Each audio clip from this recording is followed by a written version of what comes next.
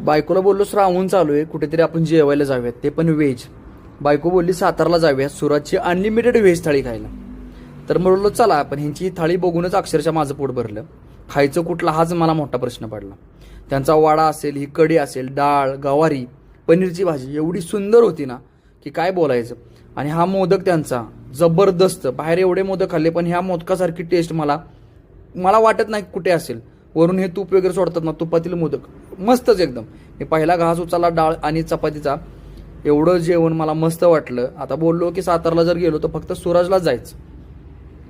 मी उजा टाइमपास चालला होता. हा कुठला पदार्थ तुम्ही कमेंट करून सांगा. मी 2 ते 3 वेळा मागवला अनलिमिटेड असल्यामुळे.